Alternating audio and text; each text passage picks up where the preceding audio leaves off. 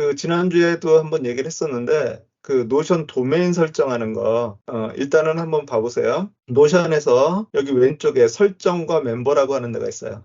왼쪽 사이드바가 안 나와 있으면 위쪽에다 가져다 대면 사이드바가 나올 거고요. 화면이 좁으면 사이드바가 이런 식으로 이제 들어가서 그 안 보이는 경우가 있거든요. 그럴 때는 마우스를 여기 3자, 석3자 여기 가져다 대면 이렇게 화살표 나오니까 이렇게 하시면 다시 이렇게 펼쳐지고 여기에서 이제 설정과 멤버라고 하는데 거기에 들어가셔서 설정, 여기 도메인이라고 있어요. 도메인 설정이 제대로 돼 있을 거라고 생각이 드는데 이 도메인 설정이 어디에 영향을 미치냐면 공유를 할 때 게시라고 하죠. 이제 웹에다 이제 게시를 하는 건데 다른 사람한테 링크를 보내주는데 요 앞에 꿈골 노션.사이트, 꿈골.노션.사이트 해서 요 앞에 있는 이 이름이 그 도메인 설정이랑 연결이 되어 있기 때문에 만약에 노션.사이트 앞에 있는 문자가 내가 전혀 모르는 문자다. 그러면 그거는 여기에서 다시 한번 설정과 멤버에서 설정 들어가셔가지고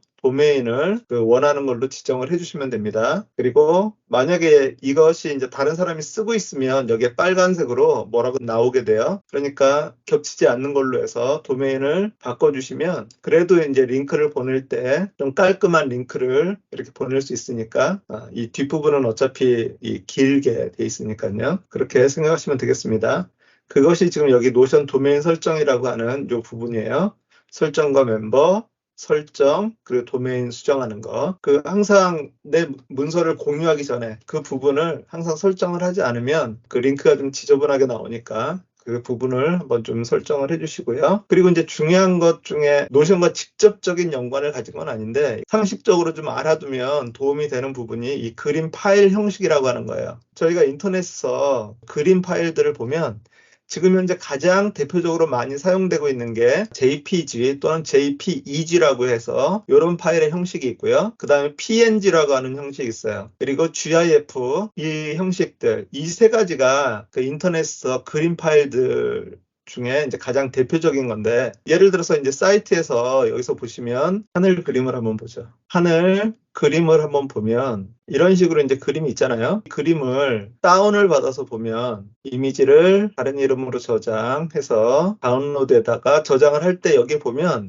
맨 뒤에 JPG라고 나와 있어요. 점 뒤에 있는 JPG라고 하는 것이 그림의 확장자라고 얘기를 하는데 확장자 형식, 그래서 JPG라고 하는 것이 그 하나가 있고요. 또 예를 들어서 아이콘이라고 하는 것을 이렇게 검색을 했을 때 여기에서 이미지를 다른 이름으로 저장 이렇게 하게 되면 여기는 이제 PNG라고 이렇게 나와 있어요. 그리고 움짤이라고 해가지고 이런 걸 이제 이렇게 막 움직이는 그림을 보면 이미지를 다른 이름으로 저장하면 여기에 GIF라고 이렇게 나와 있어요. 자, 방금 전에 이제 세 개의 그림 파일을 저희가 검색을 해서 봤는데 그 세 개의 그림 파일들이 그거 외에도 더 많이 있지만 가장 대표적으로 많이 사용하고 있는 것이 인터넷상에서 그 세 개의 이미지 파일인데 그 세 개의 이미지 파일들이 각각의 특색이 있으니까 그걸 사용을 하겠죠. 내용을 한번 살펴보면 일단 JPG라고 하는 거, JPEG라고 하는 것은 예를 들어서 일반 우리 사진 파일 하나가 4메가다. 이 JPG로 해가지고 압축을 하면 뭐 어떤 경우는 10분의 1 또는 100분의 1로 그 용량을 줄일 수가 있어요. 압축률이 높다라고 하는 것이 이 JPG의 그 가장 큰 장점이에요. 지금 같은 경우는 뭐 인터넷 환경이 좋아서 괜찮은데 옛날 같은 경우는 이제 모뎀 쓰고 막 이럴 때 그럴 때 그림 파일 하나를 다운을 받으려면 시간이 너무 오래 걸렸을 때 그 그림의 파일의 용량을 줄여서 다운받을 수 있도록 하는 그런 형식으로 사용하기 위해서 사용한 그런 이 파일 형식이에요. 가장 일반적으로 많이 쓰는데 특히나 사진 같은 그런 거에 가장 많이 쓰는데 문제는 뭐냐면 이게 압축을 할 때 이미지 품질에 손상이 가요. 파일을 뭐 10분의 1로 용량을 줄일 때 이미지가 좀 상하고 그 다음에 더 줄이면 더 상하고 이런 파일의 퀄리티를 변환을 할 때마다 계속해서 이미지가 손실이 증가돼서 이제 압축을 몇 번을 하고 나면 그 파일의 이미지 손상이 되게 많아져요. 그래서 이제 그것이 하나가 단점이 있다라고 하는 거. 반면에 이제 PNG라고 하는 파일은 압축을 하는데 손실이 좀 적어요. 그런데 이제 반면에 압축하는 그 퍼센테이지가 JPG보다는 높지 못해요. 예를 들어서 JPG를 그 4메가짜리를 내가 압축을 한다. 그럼 한 400K 뭐 이렇게 나오는데 PNG 파일은 4메가짜리를 압축을 한다. 그럼 한 뭐 3메가, 2메가 뭐 이 정도. 그러니까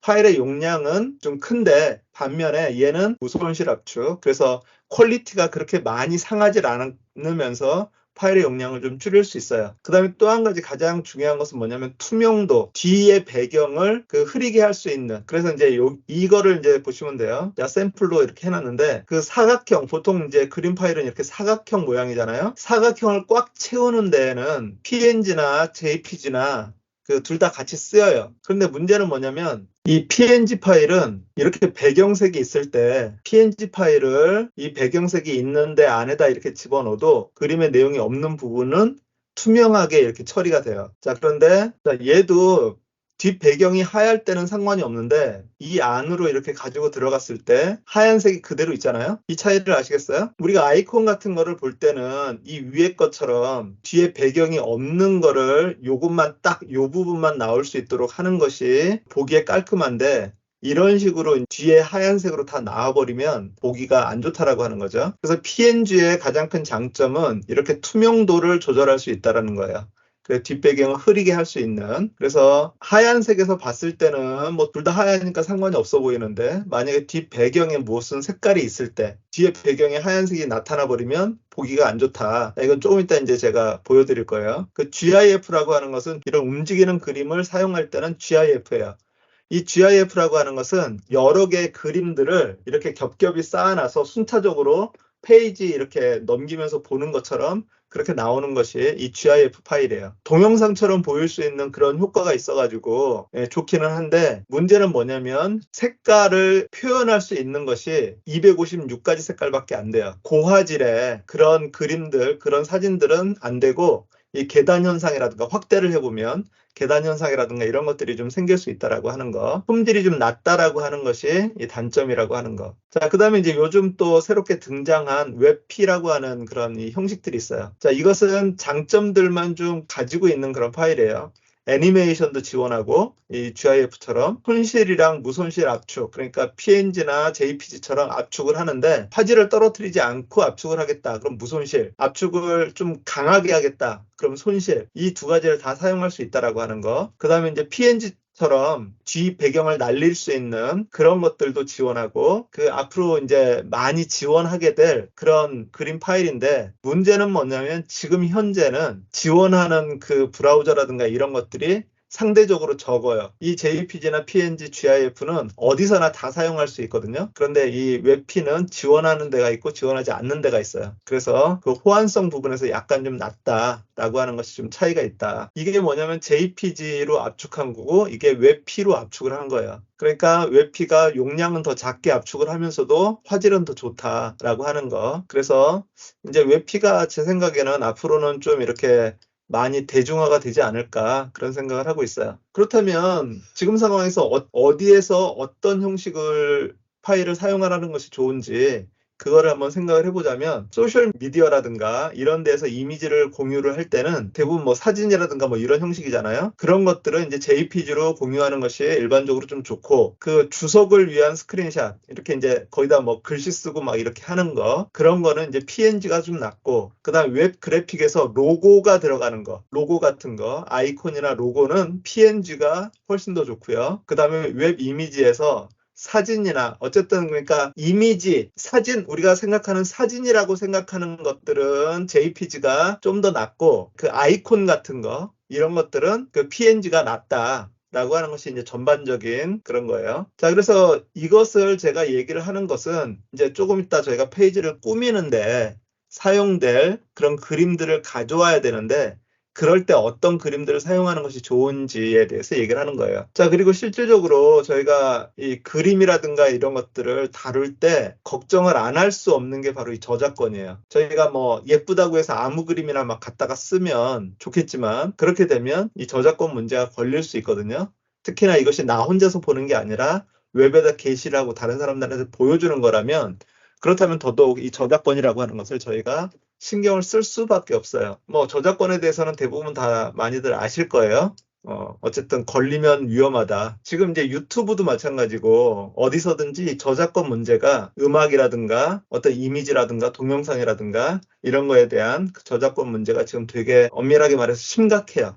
그렇기 때문에 저희가 이것을 좀 어느 정도 준수하는 그런 자세가 좀 필요한데, 자, 그렇다면 저희가 좋은 퀄리티를 가진 그런 자료들을 사용을 못하고 다 우리가 만들었어야 되느냐? 그렇진 않다라고 하는 거죠. 제가 여기 저작권을 피할 수 있는 그런 이 자료들, 저작권 프리 이 링크를 달아놨어요. 첫 번째, 레퍼런스에 도움이 되는 사이트. 레퍼런스라고 하는 것은 내가 뭐를 만들고 싶은데 이거를 어떤 형식으로, 어떤 디자인으로 만들면 좋을까라고 하는 것은 핀터레스트에 자료들이 워낙 많아요. 그러니까 레퍼런스로 그것을 보고서 이런 형식으로 한번 뭘 만들어 보면 좋겠다라고 하는 것들을 참조하는 데에는 핀터레스트가 좋고요. 그런데 이제 핀터레스트에 있는 것들도 아무거나 막 갖다 쓰면 안 돼요. 얘네들도 저작권이 있으니까 이런 것들을 한번 보시고, 그 다음에 한국에서는 이제 공유 저작물 공유 마당이라고 하는 데가 있어요. 그래서 이 공유 마당 여기를 들어가 보시면 여기에 뭐 이제 폰트, 음악, 뭐 현대시, 중편 소설, 그래서 1인 미디어 저작물 이런 것들, 그 라이선스 이런 것들을 보면서 검색해서 사용할 수 있는 이 사이트가 있고요. 사진이나 그림 배경 이런 것들을 사용을 할 때는 픽사베이라고 하는데, 언스플래시라고 하는데 이게 가장 많이 써요. 특히나 좀 감성적인 그런 사진들은 언스플래시, 그 사람들이 찍어서 무료로 이렇게 올려놓는 데예요. 자기 사진들 자랑하면서. 이 언스플래시 같은 경우는 이런 식으로 이렇게 좋은 퀄리티의 사진들이 있으니까 이런 사진들은 가져다 써도 돼요. 물론 여기에서 이제 보면 출처를 밝히는 게 좋아요. 가능하면 그 포토 바이 누구, 언스플래시에서 가져왔다라고 하는 그런 표시들을 해주는 것이 좋습니다. 다른 사이트들도 있으니까 한번 들어가서 보시고요. 특별히 지금 그 AI 시대에 최근에 나온 그런 서비스가 하나 있어요. 그 이머스 존이라고 하는 서비스인데, 이런 종류의 이런 비슷한 사진들을, 사진 중에 저작권이 없는 사진을 좀 찾아달라. 그래서 이제 샘플링해서 내가 이렇게 올려서 검색하는 방법이 있고요. 아니면 내가 직접 그림을 그려가지고 이런 형식의 이런 상태로 돼 있는 그런 그림들을 이렇게 하는 거. 아니면 이제 그 글을 써가지고 그 멘트에 따라서 그림을 검색해주는 그런 사이트가 있어요. 그러니까 이것도 혹시 뭐 기회 되시면 한번 써보셔도 좋을 것 같습니다. 아이콘도 공유되어 있는 자료들이 되게 많아요. 제가 가장 많이 사용하는 데는 이제 백티지라고 하는 사이트인데, 그 다음에 플랫 아이콘, 그리고 뭐 아이콘 8. 그래서 이런 사이트들에 들어가서 보시면 정말 좋은 아이콘들이 많이 있어요. 그래서 이런 아이콘들을 갖다가 내가 필요한 곳에 이렇게 쓰면 아이콘 하나가 내가 나타내고자 하는 그런 것을 뭐 픽토그램이라고 이렇게 얘기를 하죠. 그 단순하게 뭐 비상구 할 때 사람이 뛰어나가는 그런 모습, 그런 아이콘 하나가 의미를 함축하고 있는 것처럼 이 아이콘도 어떤 웹사이트라든가 이런 걸 만들 때 도움이 많이 된다라고 하는 거. 이제 문서를 만든다든가 그럴 때는 이 글꼴, 이 눈누 사이트에 들어가셔가지고 폰트들이 많이 있어요. 이런 폰트들은 상업용으로만 사용을 하지 않는다면 괜찮아요. 교회 문서를 뭐 만든다든가 그런 거 할 때 내 컴퓨터에 예쁜 글씨가 없으면 여기에 들어가서 쭉 보시면서 한번 살펴보시는 것도 좋고요. 특별히 여기서 보면 기본으로 나와 있는 것들은 추천 폰트로 되어 있어요. 그런데 여기에 모든 폰트를 누르시면 그러면 더 많은 폰트들이 나와 있고요. 그리고 여기에 직접 내가 글자를 써가지고 꿈꿀닷넷 뭐 이런 식으로 써서 이렇게 어떤 글씨가 이쁜지 필요한 것들을 보실 수 있고, 또 여기에 폰트 형태에 따라서 보딕, 명조 뭐 이런 식으로 캘리그라피 뭐 이런 것들을 검색해서 사용하실 수도 있습니다. 자, 그래서 이제